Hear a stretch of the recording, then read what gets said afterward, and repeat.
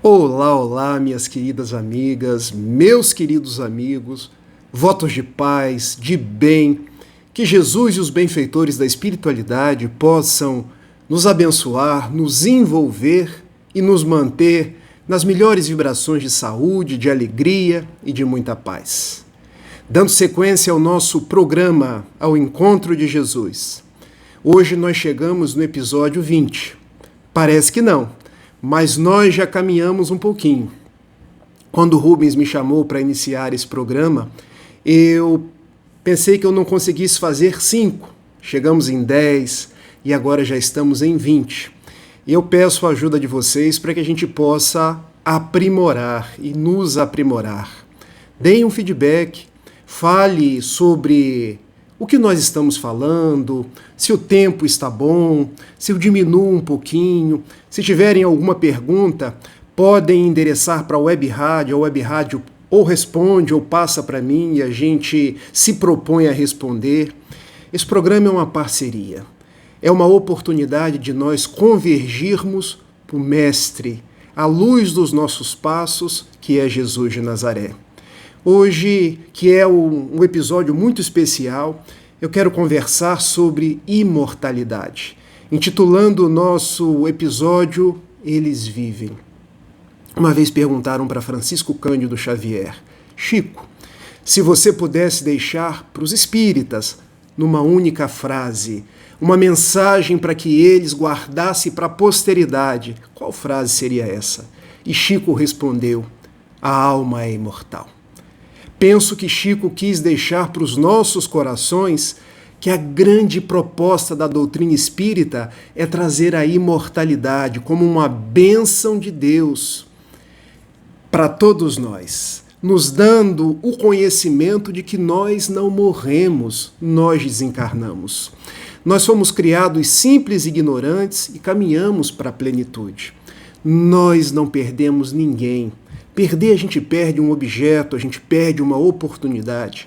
As pessoas desencarnam e se separam temporariamente de nós, porque um dia nós vamos nos reencontrar, refazendo os laços de afeto, melhor dizendo, nos reencontrando, porque os laços de afeto não se rompem jamais.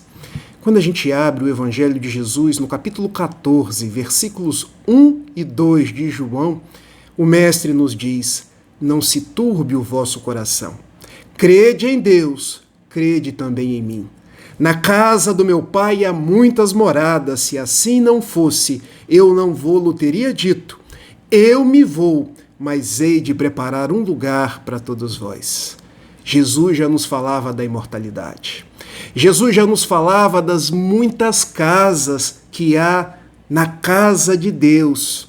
Porque quando nós desencarnamos, e eu aprendi uma coisa com um grande amigo do interior de São Paulo, o professor Otacílio Rangel, quando ele, numa metáfora muito bonita, propunha: desencarnar, Rafael, é apenas atravessar de uma margem do rio para a outra margem do rio. Todos nós vamos fazer essa travessia. Um dia, menos dia. Mas a grande bênção é que quando a gente faz a travessia, nós reencontramos com aqueles que fizeram antes de nós. E se deixamos saudade naqueles que ficaram, temos a grata satisfação de reencontrar com aqueles que já partiram. Eu desejo contar um episódio particular para nós nos aproximarmos ainda mais. Me tornei espírita aos 18 anos. Quando tinha 17, eu tive uma grande perda, melhor dizendo, o meu querido avô, Sebastião Leite de Amorim, veio a desencarnar. E para mim foi um dia muito difícil, porque eu olhava para o meu avô e me lembrava: caramba, não é que dói, não é que dá vontade de chorar. E dói, gente. A gente chora, porque o fato de saber da imortalidade não quer dizer que nós vamos ficar sem sentimentos. Nós vamos conseguir lidar com as nossas decepções, com aquelas reclamações mais intensas, mas vai doer. Nós passamos pelo período do luto até mesmo para poder ressignificar. E olhando para o meu avô, ele torcia para o Fluminense, eu torcia para o Botafogo. Eu sentia saudade até do bullying que ele fazia comigo. Eu sentia saudade dos almoços, dos abraços, sentia saudade quando era pequeno e o meu avô me levantava, dizendo que eu era um neto muito querido. E naquele dia eu vi o corpo dentro de um caixão e pensei, caramba, agora eu entendo a dor das mães, entendo a dor dos pais, entendo a dor de todos aqueles que veem um ente familiar partir. Passaram os tempos e eu comecei a registrar, ainda não sabia que era médium. Estou aprendendo a lidar com a mediunidade ainda hoje, porque a mediunidade nós vamos estudando, nos entendendo, nos aprimorando, e comecei a registrar o meu avô dentro da minha casa. E foram fatos muito insólitos, porque eu dizia, mamãe, eu estou vendo o vovô. Meu filho, você não está vendo o seu avô. Nós éramos católicos à época. Quando a gente vê algo, nós aprendemos na igreja. Ou nós estamos registrando Deus ou o Espírito Santo. Melhor dizendo, ou estamos registrando Jesus ou o Espírito Santo, meu filho. Então, tire isso da sua cabeça de que você está vendo o seu avô. Isso faz parte desse complexo chamado saudade. Mas eu vi o meu avô. Há uma cena muito curiosa. Quando nós, sentados na mesa de domingo e no interior do estado do Rio de Janeiro, no domingo se costumava comer macarrão, frango, e a minha avó começou a partir o frango. Num determinado momento, quem vai ficar com o sobre? Era a parte do frango que o meu avô mais gostava. E ele diz para sua avó que o sobre vai ficar para mim. E eu, vovó, meu avô está aqui dizendo que o sobre é dele. Meu filho, seu avô morreu. Guarde isso, meu filho, não sofra mais. Não me faça sofrer mais. E eu sempre falando que eu via, que eu registrava. Na época, mamãe me levou no médico, eu cheguei a ser diagnosticado com síndromes, porque o médico dizia, é comum, quando se ama muito, se ter fantasia de que os nossos entes queridos aparecem para nós. Eles vêm nos sonhos. Era um médico materialista, mas eu estava vendo meu avô. Tornei-me espírita posteriormente. Um ano depois, quando fiz 18 anos, iniciei meus estudos espíritas no grupo da Fraternidade Espírita Humberto de Campos, em Itapiruna, norte do estado do Rio de Janeiro. E um dia, no atendimento mediúnico, porque era um jovem com muitas dificuldades existenciais, o espírito chamado Joseph Gleber, ele, incorporado num médium de grandes possibilidades mediúnicas, ele traça um receituário para mim e me diz da seguinte forma, meu filho, está aqui do lado um senhor chamado Sebastião Leite de Amorim. E eu comecei a chorar. E o que ele está dizendo? Eu perguntei. Porque a gente se torna espírita, mas não é de uma hora para outra que a gente aceita. Ele está dizendo que você o registrava, que ninguém morre. Ele está dizendo que ele o ajudou a trazê-lo para o espiritismo, porque você era católico, mas trazia as faculdades mediúnicas. Então ele aparecia para você, para que você pudesse vir para uma casa espírita e aprender sobre a sua mediunidade. E eu comecei a chorar, gente, porque eu descobri que a desencarnação física não separa os laços de afeto. Eu descobri que o meu avô estava vivo, estava do meu lado, e o médium me disse mais. Ele está dizendo que te ama e que você prossiga reverenciando Jesus não mais numa igreja, mas na casa espírita. Estude o espiritismo e faça tanto o bem que lhe for possível. Essa é a história que eu queria repartir com vocês, porque eles vivem.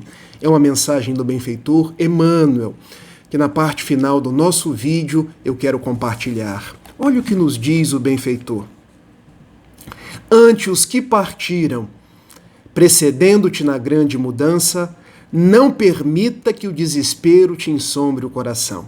Eles não morreram, estão vivos. Podem não estar vivos num corpo de carne, mas estão vivos em espírito.